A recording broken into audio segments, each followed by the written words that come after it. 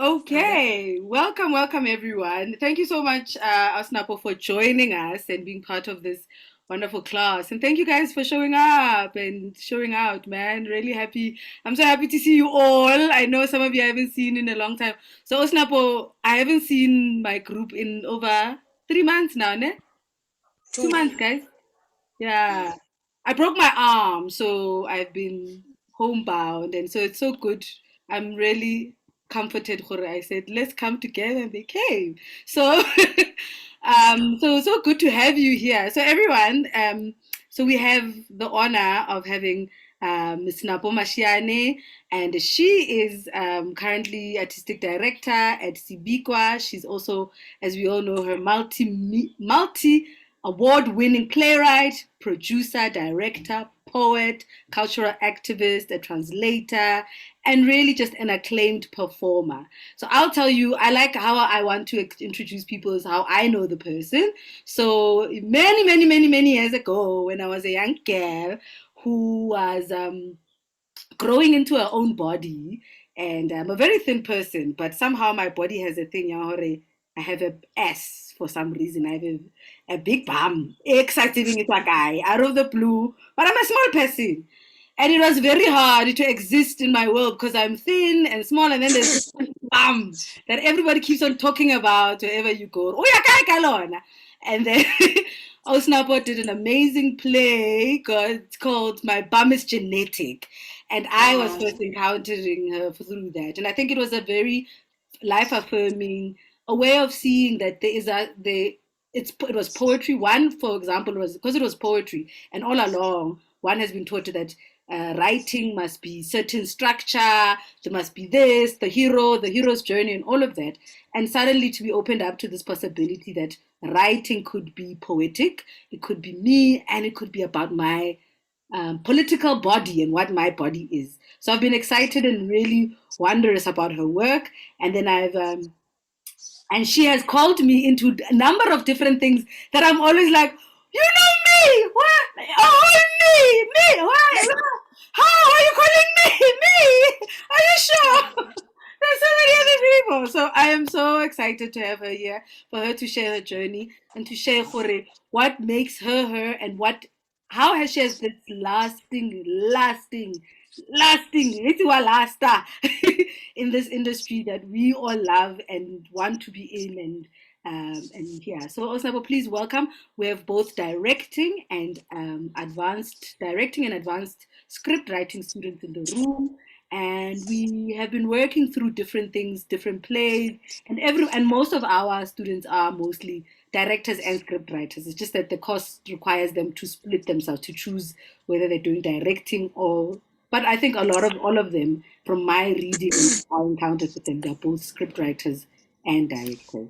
So yes, guys. So thanks, Osnapo. Please go ahead. Thank you, Galebo. Thank you so much. So I can go ahead and share. Thank you for that wonderful introduction. And guys, I was saying, go to Filike. I hope we have a conversation.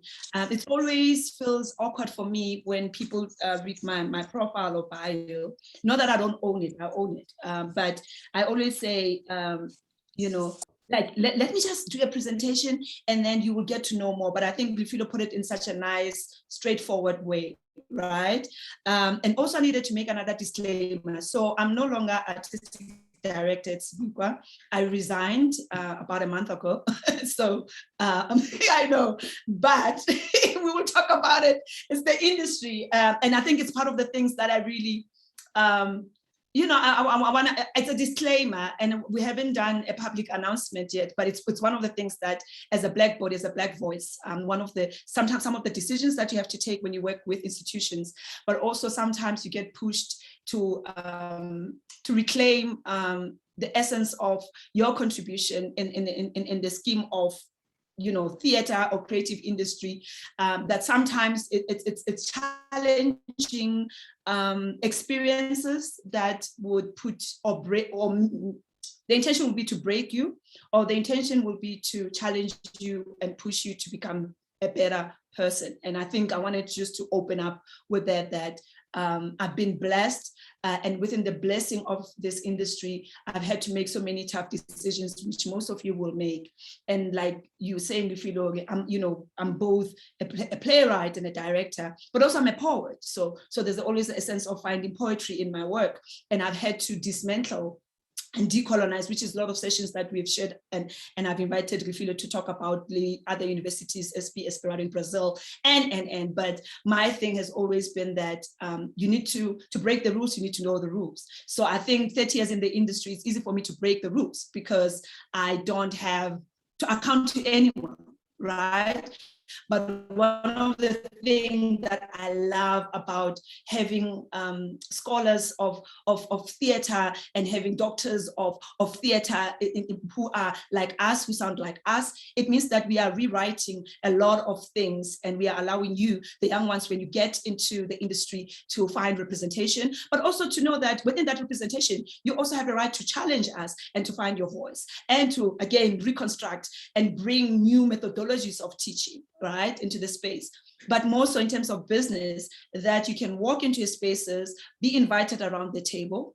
And if that table is not, so you don't sit at the head of the table, right? But your title says you are the head of the table, right? But when you come in, you realize that, oh no, I'm just sitting like ordinary people around this table. Oh, okay. You are able to go back and reflect and say, wait, I feel like every opinion that I bring forth, or any suggestion or any decision that I'm taking, because I'm not head of the table, even though my title says I'm a head of the table, means that I'm a poster face. So I'm invited so that the institution accommodated. Oh, look, we're so diverse. We've got a Black woman. We've got, oh yeah, we've got a Black person. And yes, we are transforming the industry. And yet, in terms of the structure, in terms of the rules, in terms of the business principles, when you are a Black voice and a Black body or a brown entity, it's always you navigating and instigating and negotiating spaces. So there comes a time when you can no longer do that. And it means that you have to take a decision. And when you take that decision, there's repercussions to those decisions, right? Because it means that you go back to being a freelancer, you go back to opening your own company, you go back to being a student of life, you go back to being a broke artist. But not forever, right? So I'm going to share a slide about just my journey in a broad sense, and I hope briefly we can have Q&A after that and have a conversation. So I did this slide, and I was telling my my banker, like, listen, when host, you disable my participant screen sharing. Am I here? Can you share now? Are you able to share? Yes, I am. So I'm gonna go to my desktop, because I don't know if you ever told technology.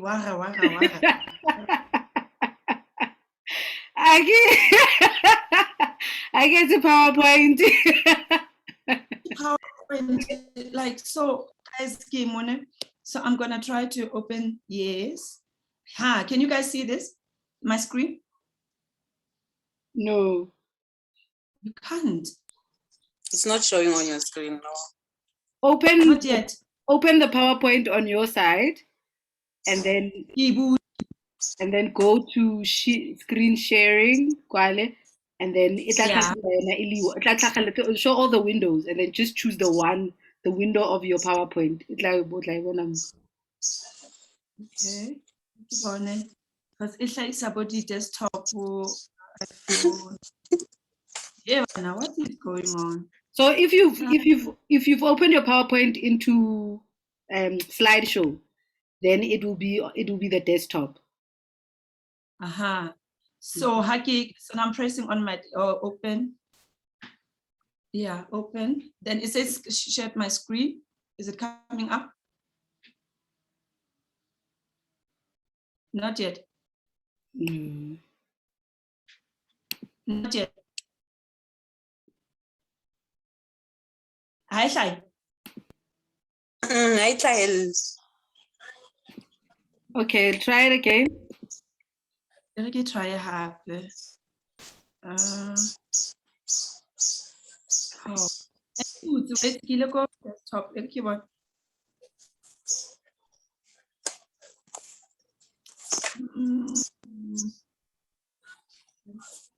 Oh, okay. Yes, so I'm with my PA. No Trying problem. to figure it. Not yet. Still. When bulo iba theat banto like when I get advance. Oh, it'll keep on.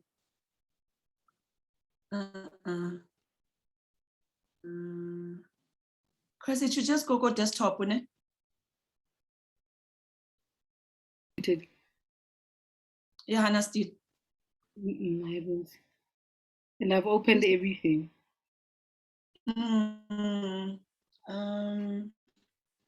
Anyhow. Oh my God. And why don't you send it to me? Email it to me now. Email it to me. Yeah, I'm sending it to you now. Yeah, I will share it. Yeah, because I think it will just be great for me to I'm emailing it to you now. There's Napo Masheane. Let me do this because it's such a beautiful slide, and I think it will allow us to. Yeah, I'm up.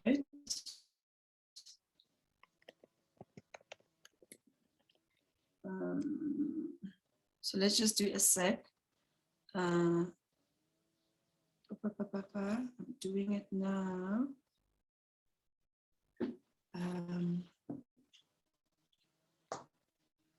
Okay.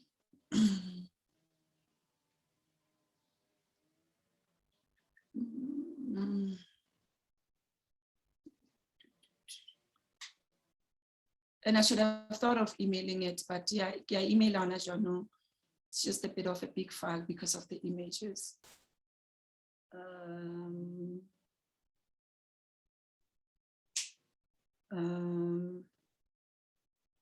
Let me do this.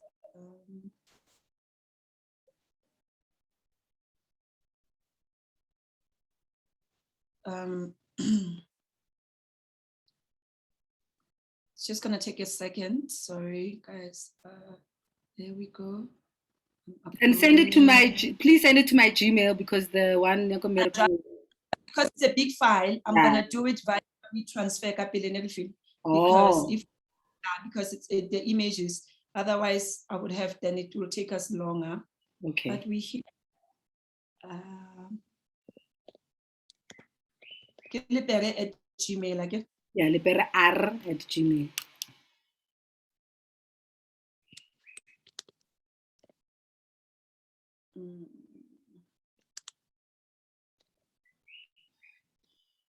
At gmail.com.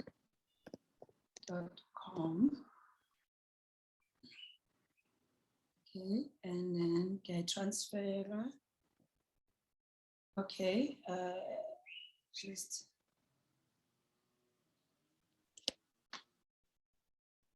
Okay.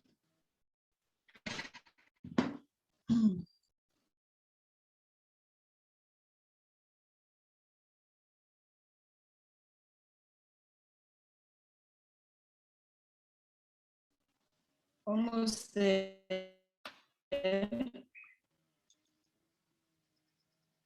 So how often? 7740751. There we go. Yes, and done. Sure.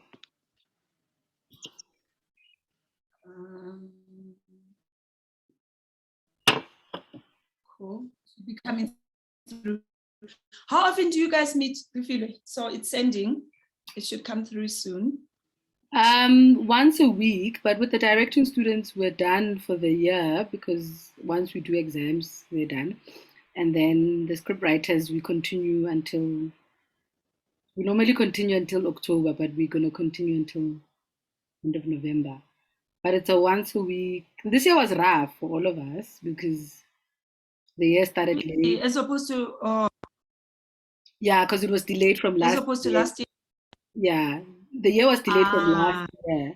So we came in, we had classes up until April this year. Then we started this year, Kabo April, May. And then that was a delay. Then there was a stop start. Then there was the hard lockdown. And then we were back at home. And then we were back on campus. And then it was a really hard year. But I think there's been interesting ways of learning and that everyone has been. But they'll speak to it. They will tell you what did they catch yeah, from the year. definitely. Yeah. Okay, But so I'm going to continue as it's sending because Kiwi transfer, but it's sending, so it should be coming through your way. thank you. But I'll keep on just continue to just talk about what I wanted to talk about. So one of the things that I've had to learn as a young theatre maker who is different, because I've made of, like I've said before, different layers. I knew that I needed to make sure that not only do I ferment my voice within the industry, but the kind of topics that attract me within the industry are the ones that are going to guarantee myself as a voice, as an artistic voice, but also bring a huge element of sustainability for myself as an artist. So my generation, you know, all of us were influenced, like many other people who have studied like Shakespeare and everything else. But I also had an opportunity to study a lot about African theatre history. And of course, when you look into African theatre history, it means that you get an opportunity to find even works that are not documented or publicized. So one of the things that I'm passionate about, which is part of what I'm gonna share in my slide, is undocumented narratives of Black women. Because I'm a Black woman, and because I'm, you know, I've got so many labels like feminist, womanist, cultural activist, whatever people call me, right? I wanted to make sure that my work speaks within it, but also beyond that, not because I allowed people to define me, but because whether I like it or not, I'll always speak from a perspective of a Black woman and being a Black voice. Hence the kind of works that I do within the industry. Like the first work that you spoke about, Refilo, which was my first theater production that moved me from so-called community-based theater maker to a mainstream. And for the first time within also that, I had to make sure mindset from just being a performer and from being a playwright to becoming a producer. So my background is genetic with so many layers. Firstly, I wrote about my body issues. And like you said, all of a sudden it blew out of proportion because I realized like, oh, I'm not the only one with body issues. I'm not the only one who would go for casting and be told that I don't fit a model size kind of figure. I am short. I've got a big butt, I've got hips. I suppose for wardrobe and costume, I'm just a nightmare, right? But also I don't have the accent, right? I to private school, so I don't have an accent. So even if you were Sohoa, I make English speak my mother tongue. So you will always get a sense of how you know, she's a typical Musutu girl, right? And as much as all those things were very heartbreaking and very challenging for me to break into the mainstream, just like my peers, I realized the blessing of being different. It also means that when a playwright writes a play and they want a voice that is distinctive, it means I'll be first on the list in terms of poetry, in terms of theater, in terms of TV performance. I mean, at large. But also it means that I can walk into a room. If Refilo speaks a better English than me, it doesn't necessarily mean that I'm not equally talented. But also when I go back into my writing, it also allowed me to write in a very diverse way. So I would write in what I call demotic language or multiple languages. So I will bring the essence of saying,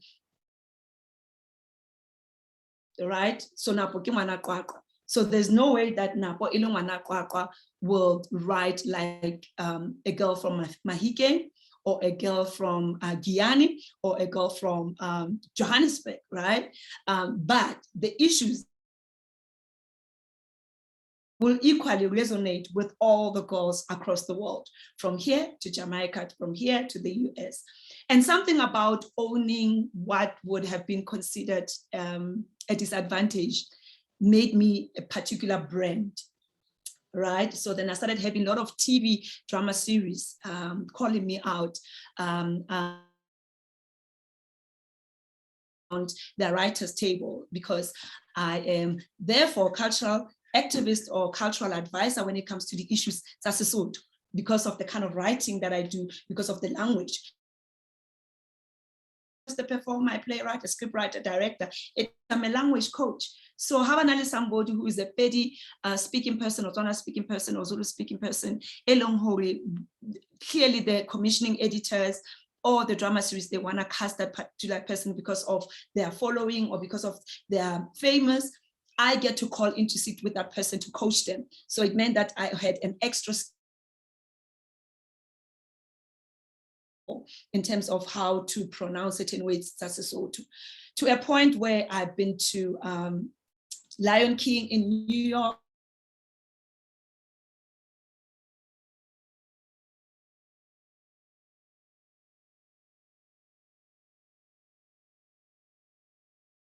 very well, to it I could explain it very well, and that saw me then therefore become a language or speech coach.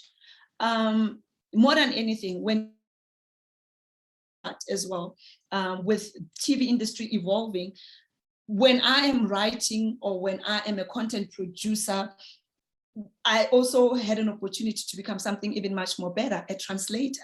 So the drama series on TV, when they're looking for Sesotho translators, whether from English to Sesotho or Sesotho to English, it means my name becomes one of the top, right? So again, it's another blend. But also in terms of language, it also means that you are not going to come into the theater space and or you're going to watch Napo Masheane show and you think it's English 100%. It means that you're going to hear different innuendos and layers of our African languages in it.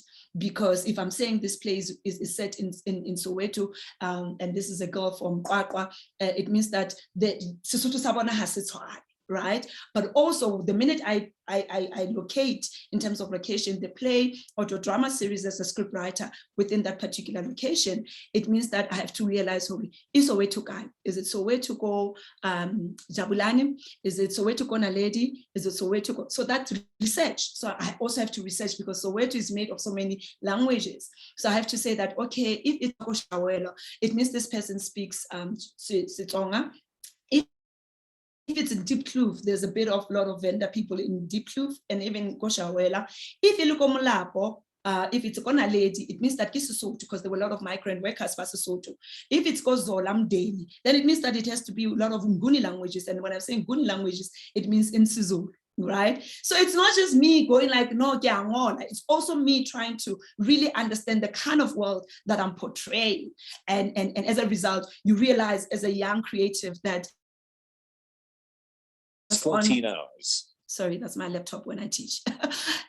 You only realize that you specialize in directing and script writing, but the beauty of our industry is that once you are in the industry, there are other talents and gifts that distinguish you from others. And I think it's something that you need to find within yourself. Be open-minded to say, when I enter the industry, even if it means like a stage manager, chances of me end up being as a lighting designer, even if I'm a director and a script writer, are very high.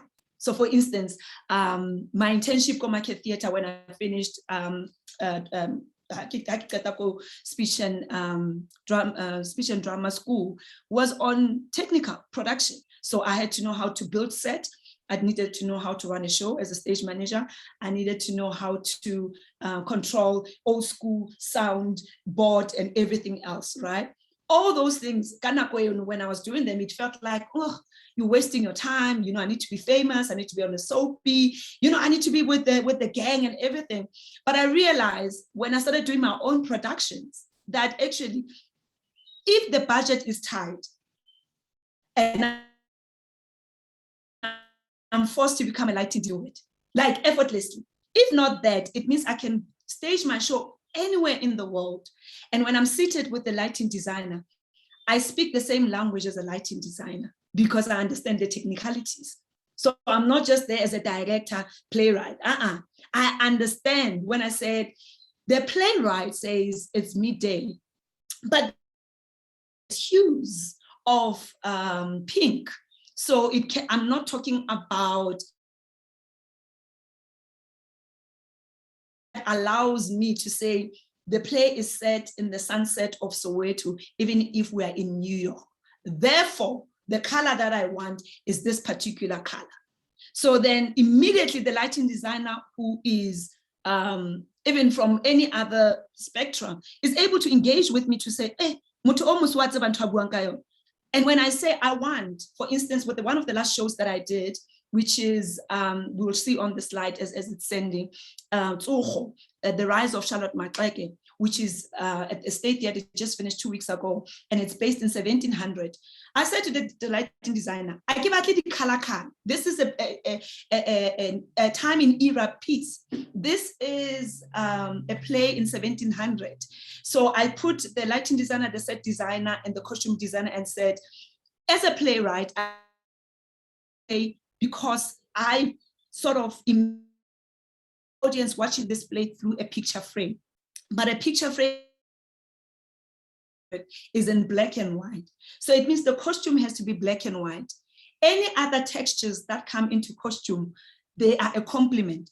But I want people to be able to sit and say, yes, this is 2021, but I'm actually watching a piece that speaks to the times. Charlotte Maxeke, who was part of a Jubilee choir, which musical play to tour and leave South Africa and travel the UK and the United States. Bottom line. For the lighting design, I'm like, we are not here trying to see how great we are. We are playwright. As a playwright, I'm saying to you, give me just clear hues, different textures of open showers, right? Just textures. That just gives me a certain mood. Give me a haze machine. Give me, as Latins, I'm like, also I'm using a lot of multimedia, so there's a lot of images, right? Give me a lot of images that shows me if these people, we are saying that they've boarded a ship and they're leaving South Africa for the UK, and they're dressed in a particular way. I want them, the texture of their face, their look, and everything else to still gives me that they are Black Africans in 1800. Also, it says to the actors and actresses, for the director, you can't put too much makeup. You have to be as natural as possible. In terms of casting, it means everybody must have a natural hair, kabobabe bold. But also it means when we do casting and when we do auditions, when we do a call out, we need to be very specific. So for the director, then there's a specific instruction from the playwright and somebody who's their mentor, right? For the set designer, I'm like, you go by the picture frames, because I want to see these characters coming in and out of picture frames. Just like in 17 and 1800, when you take a picture of your mother at the 70s and 80s, you must really feel like I'm going through an album. And that's how actually I explained it, for them all. It's like paging through an old album. It's like tapping into your memory, right? And that came to be. So the color texture was just the picture frames being brown. The old suitcases that are vintage in terms of prop master, we had to get like the suitcase blue, we can't have Louis Vuitton and Gucci. No. So that's very, very specific, right? Because that's a time in era kind of play. I can talk about other plays like A New Song, which was my masterclass when I was at the Royal Court in London. And, they were looking for new voices in South Africa. Before us, there was a lot of your Arthur Fugard, John Kani, Winston Jonah, man, right? And I was just like, hey, man, this is deep. This is a problem, right? Bunny Simon, like all these great South African protest theater playwrights and directors and theater makers. And for me, I had an issue with that as we are being called the new contemporary playwrights of South Africa, 20 years after democracy, clearly I need to speak to the current, but also speaking to the current doesn't mean I can't go back into her story, which is what I specialize in as well. So I wanted to make sure that the voices of Black women that are not visible within the landscape of the political landscape had to come into play. So I came up with a new song. I said, new song. Imagine 1956, 20,000 women from different parts of South Africa, they came together and they went to march against past laws. But often we are told about 4. Helen Joseph, Lillian Ngoyi, Rahima Musa, who's the other one? Sophie Dubrain. And I was like, wait a minute. My grandmothers were domestic workers in the 50s. My grandmothers were part of that 20,000 women. Streets will not be named after them.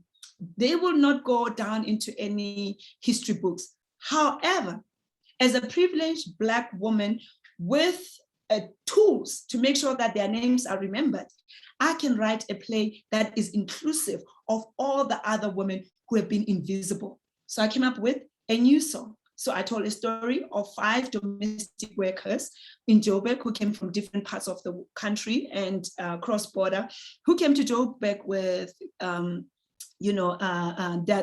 their dreams and goals. And each and every woman had to represent a particular issue, a particular conflict. So you had Matebe, who was from Lesotho, who crossed the border, who was just looking for a man. Boom, it's okay, right? Domestic worker, right? And then you had Thokoza, who joined politics because her husband was in prison and the son was killed during the 50s by the apartheid regime. Boom.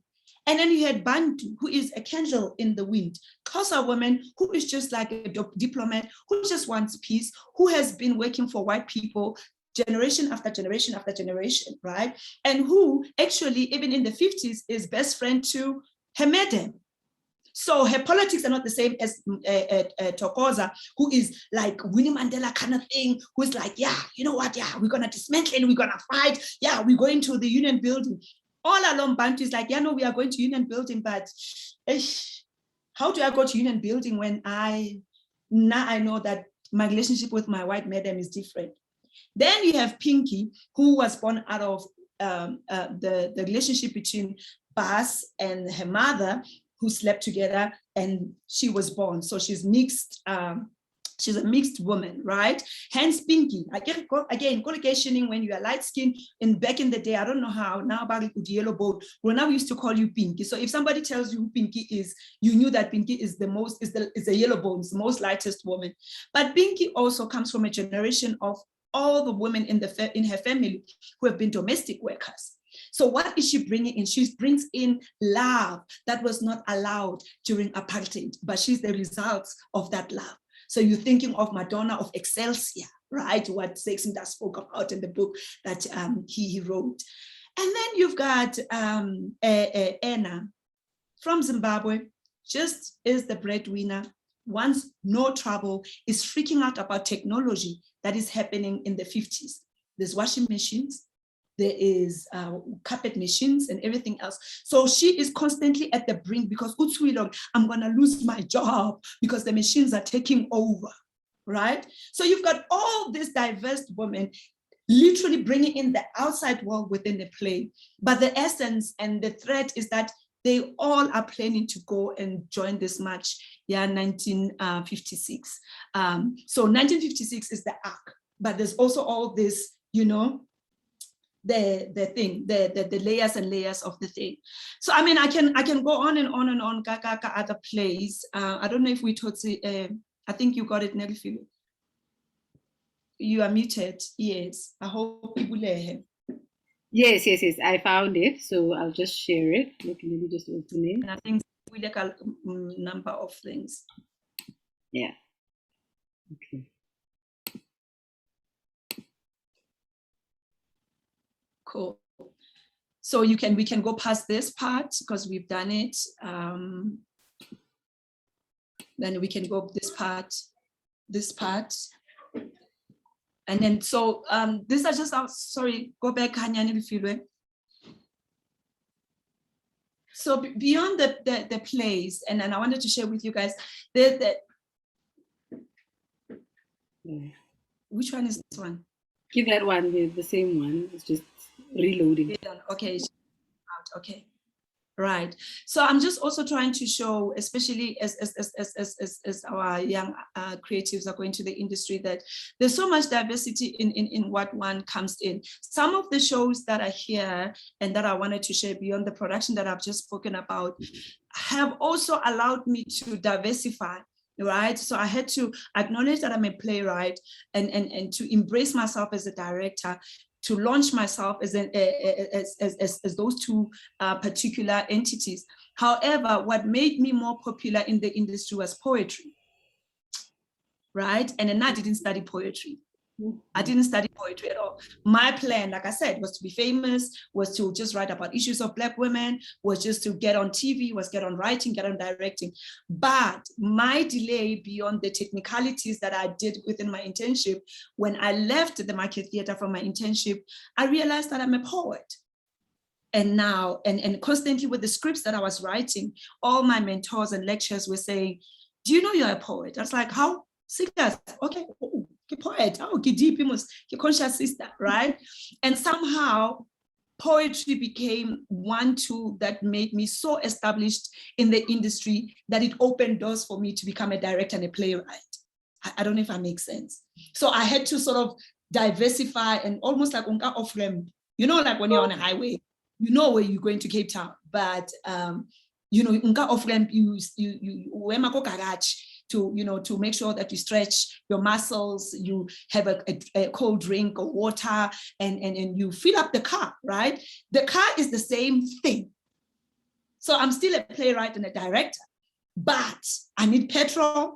I need to fill up and make sure that I'm strong. I need to make sure that I stretch so that when I go back on that car, it's easy for me to continue on my journey. And I'm giving this analogy to show that sometimes you have plans and you want to enter the industry as things that you've studied. But the truth of the matter is that when you come into my office and you are my intern, like my PA now, Musa, you realize that, oh, actually I have other skills that I can specialize in. And those skills are not necessarily taking you off. They make your journey quicker so that by the time you get to your specialty, the doors open easy. So by the time I was part of the File Sister when I entered the theater industry, I had built a brand for myself and had become so well known within the business side of show business that it was easy for me to say, oh, by the way, actually, now I'm a theater maker and I'm gonna do a play because my family is genetic, then funding, and they couldn't say no, right? So sometimes you have to diversify and you have to take an off-ramp just so that you can get back on the freeway and reach your destination. So these are some of other things. Beyond that, there's also a lot of things here like the documentaries. So cultural activism means also every documentary in the country would want my views, would want my voice, would want to have my face. Yes, I'm not a presenter, I'm not on a soapy every day, but I understand what it means for my brand to be in those documentaries, because then it means that somebody's watching that documentary and they're working on the next project and they hear my views, they hear my opinions, and they hear my voice, and they hear how loud and crazy and dramatic I am. And they're like, yo, guys, we need this lady to be part of our production. Then I go to the production, right? We can go to the next slide. And also, this slide also speaks to the current. With the pandemic, with COVID, I don't know how many projects, if you knows, guys, hey, not this time, give a multi-millionaire, but we'll talk about it one day. So we planned the things, we didn't know pandemic is happening, we've got our projects, we woke up one day, the president says, the country's shut down. It means that I can't travel overseas. All the productions, all the programs, all the events. We were planning the first theater symposium, One Africa symposium. We had 300 delegates coming from all over the diaspora, from the continent.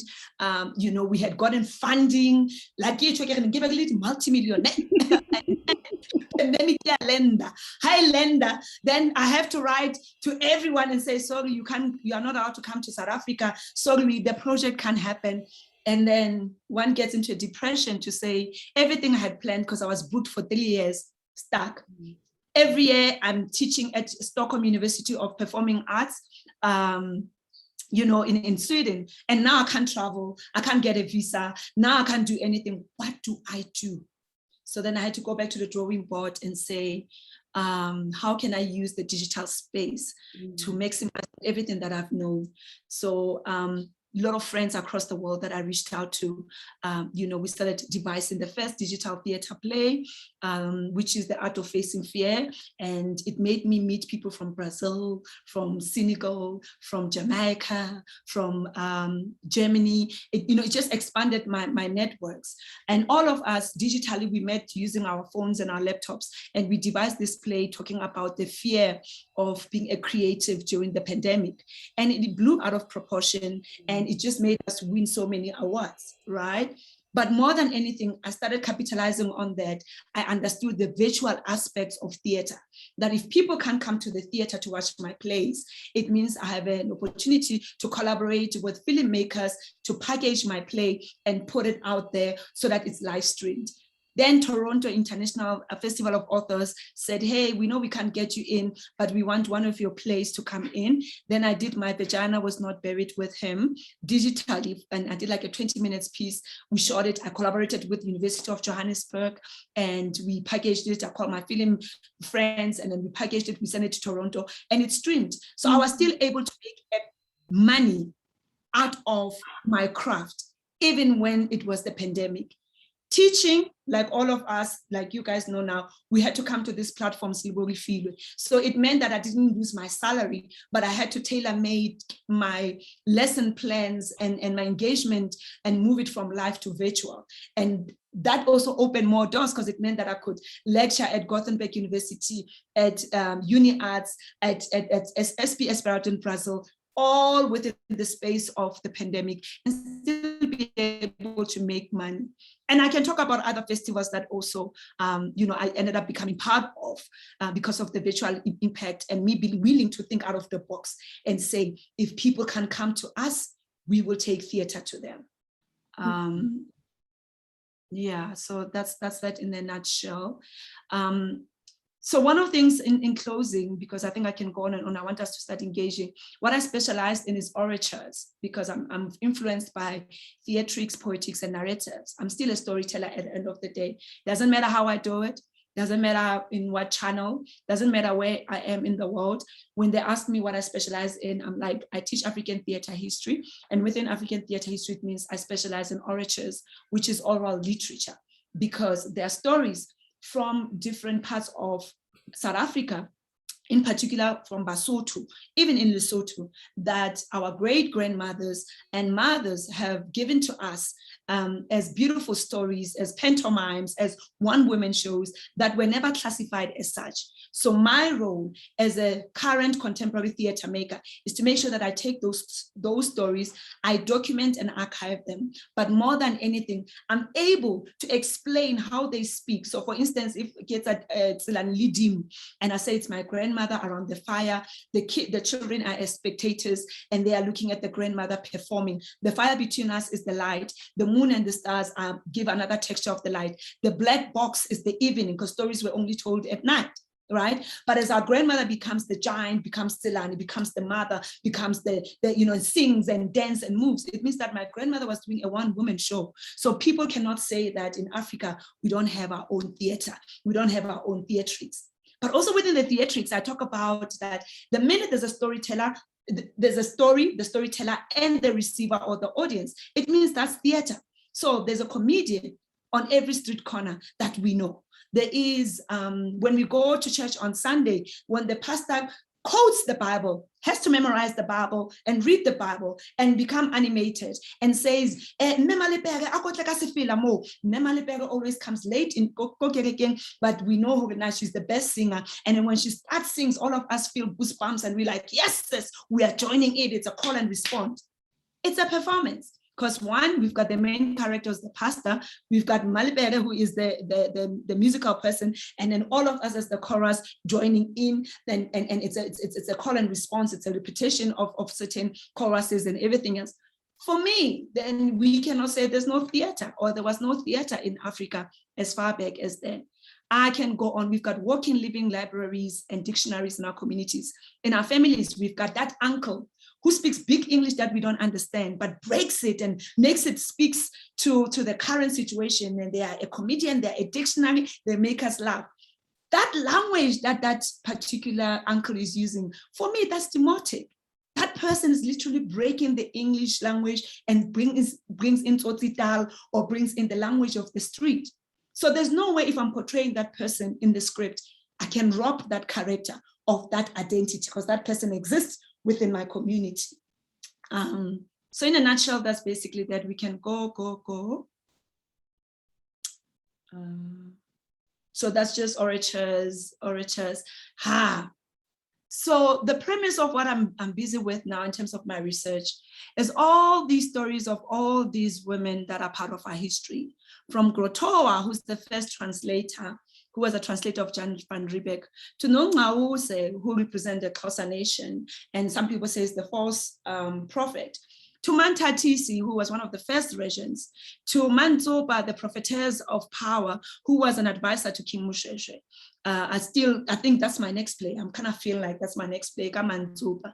But also Mantsopa was at some point, white butterflies are going to come across the sea and devour the land. That was colonizers. But also she predicted that one day we're going to be traveling from one place to another, sitting down. That's the car. Or someday we're going to be on the same level with the birds and be between the clouds. That's the aeroplane, right? And also then you've got Mkabayi Gajama, who used dance, one of the first feminists, and Shaka's aunt, who taught Shaka to use a traditional Zulu dance in order to use it as a weapon to conquer and to win, right? And then we've got your Salki Bartman, one of the first women, Hottentot Venus, who was a human zoo, who inspired my Bamish genetic deal with it. And then, of course, then there on the other side, left side, you've got Charlotte Maxeke and the Jubilee Choir that I already spoken about, which was the first musical theater production to leave South Africa. And so much has not been said about them, so much has not been acknowledged about them, that these young teenage people actually taught in 1800 the world, singing a choral music.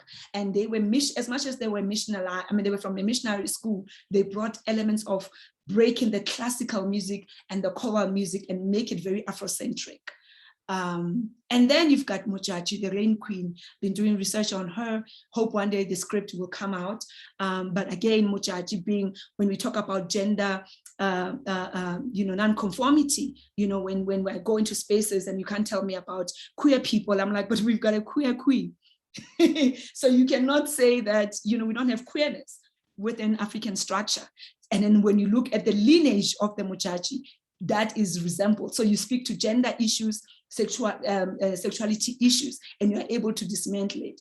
So I enter different spaces talking about what I know and what I understand because I've made research, but what also connects me to my work, and as a result allows me to create the kind of works that speaks to who Napo is, as a result making me different from other people, from stage to theater, from page to the stage, in essence. I can go on and on and on, but yeah, in essence, Q&A. Okay, wow, thank you so much. This was really rich, Osnapo, very, very rich, very, very, very, very wonderful. So, okay, so guys, so think about questions. I hope you've been thinking about questions, so you can raise your hand, and it's okay if you want to type up your question in the comment section, or you want to just comment. Sometimes you might have just a comment, we don't want you to be pressured, or you must ask a question. Can't you are giving us a comment? So do say your comments, and if you want to say something, please raise your hand, and then you can be able to speak up. But I think for me, what I wanted to really think through, and what you've really raised for us, is this idea of a multifaceted artist. And I think a lot of the times, because of the way school has structured us, you're doing this, and then you kind of like as if you make these choices and there is no other way. But you are saying to us, there is a space for you, all the selves that you are, to exist out there and in the world and to create and make. So I'm really excited. And it allows for sustainability and longevity. So you can't both. So part of the side, right? Mm-hmm. That you can't think like, I studied this, I'm only gonna do this, because your next paycheck might not necessarily be, from those things, but it doesn't mean you can't get to them. So longevity about it and sustainability within the creative industry, you have to diversify. There is no way. And I think it's really wonderful because this group has gone through those processes of having learned to be voice artists, to be acting and directing and script writing. So they have had this vast experience of all these things. So I think part of my thinking, and I wonder, but I will take questions for now and then we'll let you speak one more time. I think for me, maybe my biggest question for you is now that we are shifting towards this, and we can see it, the world is moving towards VR, even NFTs. People are buying land in Dubai that doesn't exist, but it's somewhere they're buying at. So we're moving towards a very different digital way of thinking. So how are you translating, especially the way we've written and directed and storytelled, which is very concrete, right? So and this year with the directors, they had to do audio, radio, drama directing, and I could see all of them were just like, "That's not gonna happen, man. It's not gonna happen. What do you mean I'm directing this in radio?" So I'm just wanting you maybe to have a conversation and speak to your own experience, having to move into the digital space and having to translate your own self, your body digitally, but also how are you then creating for a digital space? So how are you shifting your way in thinking around digital, right? And then as Osnapa and Sarah, guys, please raise your hand and write the comments. Yeah, all right. Yes. I think for me, the first thing, Gifile, is for us to acknowledge that theater is one of the things that evolves, right? So for you to even have that shift is accept that there are things that are beyond our control. So I had to accept that, yes, I love live performances, I love live audiences, I love the goosebumps that come with it. It's again the butterflies, I want to touch with you, I want to do this backstage, but the truth of the matter is that we are in the middle of a pandemic. And it allows us to say, is this a blessing or a curse? Right? And it's a curse in the sense that you lose the heart and soul of theater. But it's a blessing because it allows you to think out of the box, which for me takes us to the origins of theater. That theater was not just a black box. Theater happened anywhere. To this day, theater happens everywhere in township. Whether it's initiation guys coming down the mountain after they've gone through the initiation, when the spectators and all of us are waiting for them to come with muhubelo abona, and they're singing, and there's all rituals and the slaughtering of the cow and all those rituals are what African theater is, right? So for me is that we need to understand, and I have had to shift and say, truly speaking, I have to evolve with the times. Unless if I want to go and study accountancy, but even the bankers are no longer in banks. You have to make an appointment and wait for a week because people work alternatively, right? The world has changed. And I think we have an opportunity here to say, do I change with the times or do I get stuck up? When you get stuck up, then you have to admit that you're going to be a starving artist. But also, if you evolve with it, it means that you reach a much more bigger audience. So when we did the Art of Facing Fear, every night we had performers from across the world, but also audiences from across the world, from India, China, Seychelles, like Hemana, like I was just like Jamaica. And also what we did, we will say to a person, the audiences, when they came to our Zoom session, write your name and the country you came from. And just made us so amazing. Our backstage was a WhatsApp. So all of us all constantly had to use a WhatsApp where the stage manager is counting us down, like, 25 minutes left, blah, blah, blah, blah. And all of us are like, yo, I'm nervous. Yo, I'm scared. Yo, I don't know what's going to happen.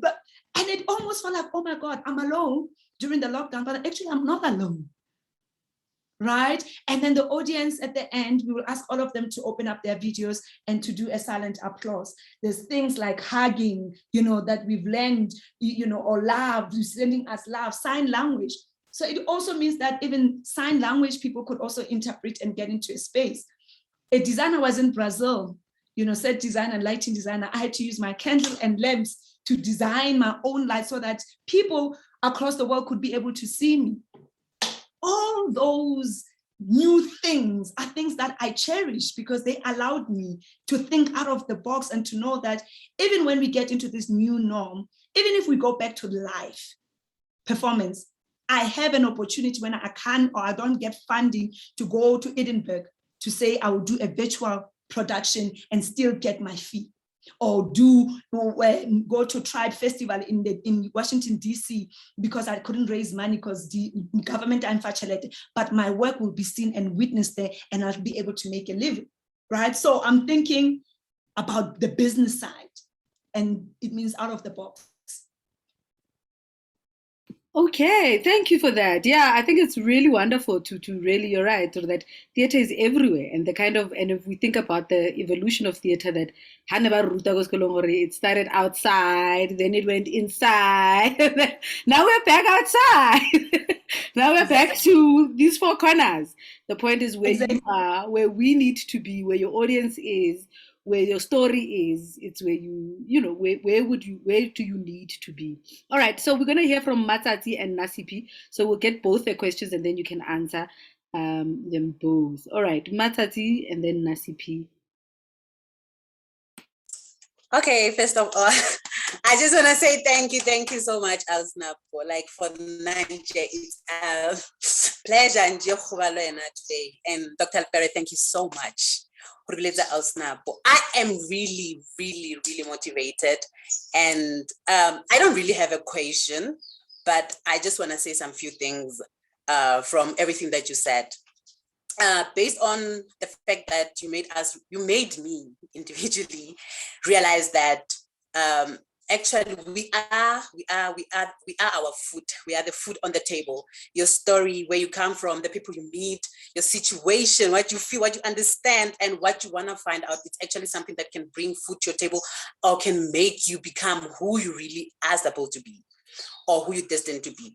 That actually made me very happy and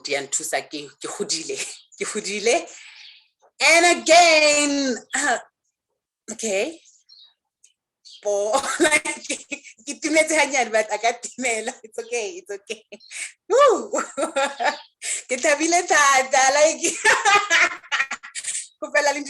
Express. Hi guys. Thank you, Matsatsi.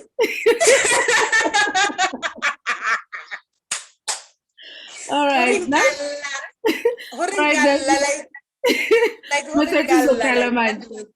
Thank you, Matsatsi.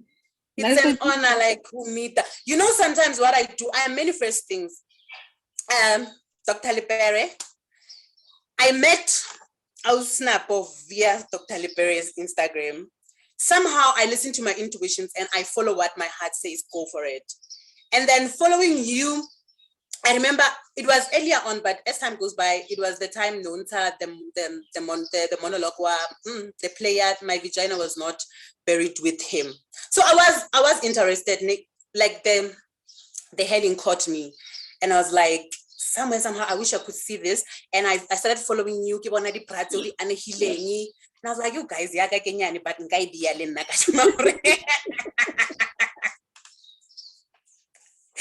somehow at least this thing somehow connect a little because we have some things that can go on. I don't know much about it. I don't know what's going on with it, but okay, now question. I would like for you to explain to me, Hanyanika, this vagina was not buried with him. So that I get to understand, because I connect with it so much. And beside that, I'm just going to say that I am happy that I'm around the women who are going to hold my hand. I was just Dr. Emmanuel. Yeah. We don't have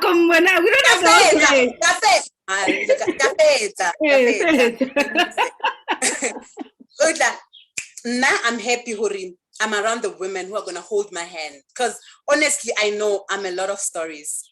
I am the future. I just found out damn it. That was not a pain. That was, you know what? It was God building you to become your best vision. Girl, go out there and, I don't want to swear. But anyways, thank you so much. Hey, Matsatsi is really... Okay, Nasipi. Oh, yes. Hello, Ms Napo. Hi, ma'am. It's really such an honor, and my question is around the rumor that theater is dying, and a lot of it kind of feels like it's being blamed on our generation, the post-apartheid people, like post 1994. And I watched an interview of yours where you spoke about constantly trying to wake up from nightmares. And I think we don't have a nightmare as yet. And I am comparing this to apartheid. Like the nightmare our grandparents and parents faced is so different from the one we have to acknowledge, that we are finding ourselves uncertain of how to present our story to the world. And then we go on as people who feel like it's not valid enough. My story speaks to the general world, not only my community, but it's a story for everyone.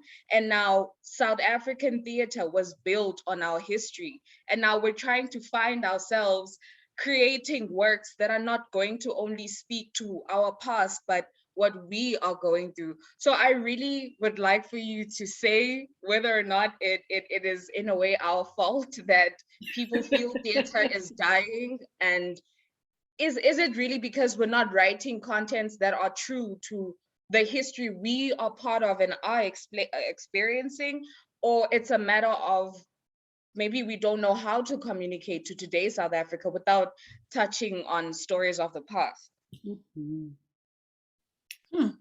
Right. I think the funny thing is that the play that Matsatsi spoke about answers all your questions. My vision is buried with him, right? Every generation chooses its own storytellers. And the question is, are the storytellers listening? Right? Yeah. Because theater, the work of theater, its sole purpose is to reflect the current times. Right? Don't tell people lies, because then people are not going to come watch. People know the truth. And what I love, and maybe it's a blessing that I'm a poet, because I always say poetry can't lie. So when I write as a playwright, because I write in a poetic form, I can't lie. My Vijana was not buried with him speaks about gender-based violence. We on social media are bombarded and have been bombarded for the past God knows how many years, which is part of our generation and our times, about #MeToo, am I next? Men are trash, all these kind of things, right? If you're a storyteller, you would listen. You would listen. You would, when you read a social media handle status, you would not just look at the caption or status, you would go and listen to what people are saying and talking about, making it your research. Our research is no longer just in the books. It's surrounding us. It's within our immediate effect, within our digital devices, right? So when in answering you, I was bombarded by all these things happening, and I thought, oh my God, what's my role as a theater maker? I can't talk about apartheid. It's already been written about. I have written about historic things and all that. But here is something that is my nightmare. I'm a survivor of gender-based violence, and there's no woman that I know who has not been assaulted, abused, violated, raped, you name it, right? From my girlfriends, who the conversations that we have, from every newspaper headlines, from every TV channels, from every headlines, there's a story of a young girl, a woman who lose their life because of somebody they know or in the hands of their loved ones, right? So it would be so wrong for me not to dream myself out of that nightmare. And for the only way for me to dream myself out of that nightmare is to puke. That's to release, right? To puke out of my system this nightmare that I'm living, so that I can wake up and be able to write about the trees and the flowers and the ocean and the mountain view, right? So I had to honor the role I have as a storyteller and say, what am I part of and what am I doing to instigate conversation, to provoke thought, to inspire, to challenge, to make conversations go beyond the hashtag movements, right? And for me, it was a story of one of my childhood friends who was a queen who was married for 10 years and couldn't conceive. And this is a woman who was married to the South African Basotho king. So when you get married, you give yourself a name. So you have to have a child for you to become mana. So I had a Tado because never had a child for 10 years in that marriage, couldn't become mama, right? So Kinyu. And then on top of that, 10 years later, the king passes away. Kimusholo had a widow.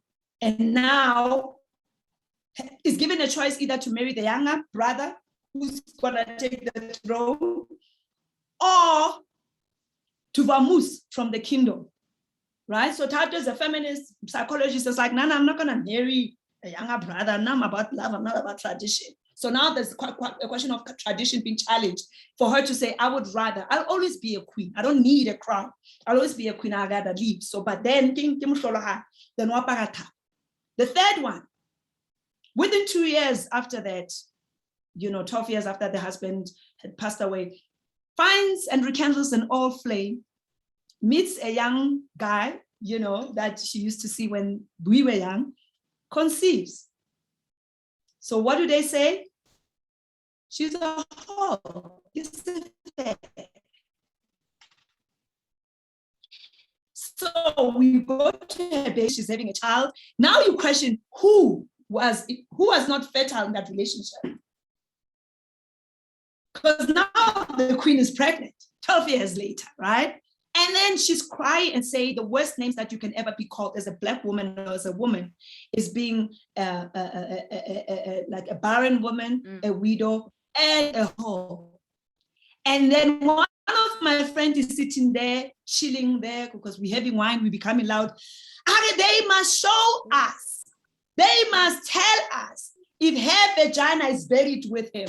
And I was just like, yo, where are the phones? Where? I was like, let's get outside because the story is ready. And I was just like, hey, that's a play, yo. Ah. And then I was just like recording, and I recorded women started talking. And then I was like, but also I cannot just talk about that. If you're talking about culture and tradition and everything, this is an opportunity for me to talk about gender-based violence, that there is something that is between our legs as women that we have no ownership of, that culture, tradition, and patriarchy, and will always want to own. When you look at the premise why women are being killed is because a man wants a control. And for me, it was just like, okay, no. Her vagina was not buried with him. Otherwise, let's go dig up for it. So the whole play is a one-woman show because I didn't have a budget.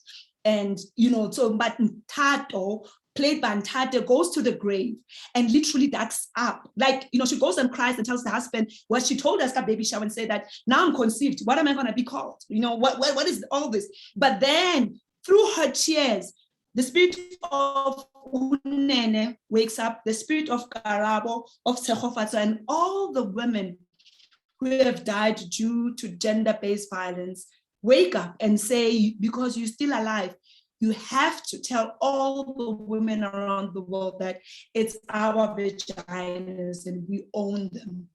But also tell our story. So Unene, she will send all the letters. And then, Karabo, who was hanged pregnant, will tell all the pregnant women. You know what I mean? Karabo was killed by a boyfriend because of her beauty and blah, blah, blah, blah, blah, blah, blah. All those things I was able to bring through this particular simple story because I was ready as a storyteller. And then the sad, because then I called our friend, little Clive. I was like, listen, I don't have a budget. Toronto wants to play. What are we doing? And then Clive is like, well, you have to perform it because you can't book anyone. I was like, no, I haven't performed in 15 years. And you will act. And I acted. It's one woman show. But how am I going to do with all these other characters? Let's phone Karabo. Karabo comes, look, Karabo, we need set. Karabo is like, I see brass. Clive is like, I see brass. I'm like, oh, flip. And then Karabo says, I see chandeliers of brass. So the spirits of all these women who have died can come on stage as chandeliers of brass. We don't have a budget for brass. We do a call out on social media, which is marketing and audience development to say, bring your bra so that your bra becomes a part of the set. If you are a survivor or somebody who has survived, or you are in solidarity with all the women who have been violated or who are experiencing abuse or have died in the hands of the people that they loved, bring your bra. And then we collected almost 4,000 bras. And they became curtains They became chandeliers, they became ant hills, they became the voice of the voiceless. Because when somebody's looking at those bras, knows that it's Napo on stage, or Ntate on stage acting, but she's representing 4,000 women. So for now, as an artist, as a performer, as an actress, when I get on that stage, yes, I'm performing alone, but I understand the importance of representation and the privilege that I have when I tell that story, because I need to speak for all those 4,000 voices and others that have not yet spoken. But it means that can be pack and go. It means, so it's business, it's marketing, it's audience development. People, when they bring their bras, they want to see their bras, they want to spot their bras. We get into conversation. It means the play grew and became bigger. Whoa, wonderful, wonderful, wonderful. Thank you so much. I think this has really been an amazing experience, and Linda for now, just to really get a revival. It feels like going to church, karaoke revival. And I think I get why Matati is like, you can't stop here, manyane, it really is. Thank you so much. I think time always does that, you know, time is always the reality breaker and maker. Or we wake up from the dream, we are awakened from these dreams that we are in. But thank you for making the time, Napo, for being with us. And for everyone to show up and showing up. I think this has been really, really worth everything, every time, every moment, thank you so much. I think it's been wonderful. And I think what we will do is, if there's more questions that anyone has, more conversations they want to do, they can email me, and then we can have a conversation, and then Luena can say and continue some of these conversations that people want to have with you. But you've been everything, like everything. And you're right. You want something? You know, I'm not gonna let go. Just so you know. I'm declaring it, right? Yeah, everything. No, you must go for everything. And also, thank you so much, Loro, for Rona, as I say personally, every time I see you and watch you, I think you've always been a model of what is to come, what is to be, what does it mean to be a leader, what does it mean to be a teacher, what does it mean to be a performer, what does it mean to walk in spaces and claim and demand and want, and for all that you're doing. So however way you are, we are moved and touched and excited, and we are wanting to do more with you. So thank you. And thank you everyone for coming and for showing up and asking questions. And thank you, Sis Napo. Thank you, ma'am. Thank you, Snovuyo. Snovuyo says thank you, Felicia, thank you, Paul. Thank you, Bongane, who disappeared, but thank you. All right, Osnapo, I'll be in touch. Thank you so much. Thank you so much. Osnapo, bye. Bye. Thank you very much. All right. Sharp. Oh, that was lovely. That was mind blowing. Yeah, that was great, man. Let me stop.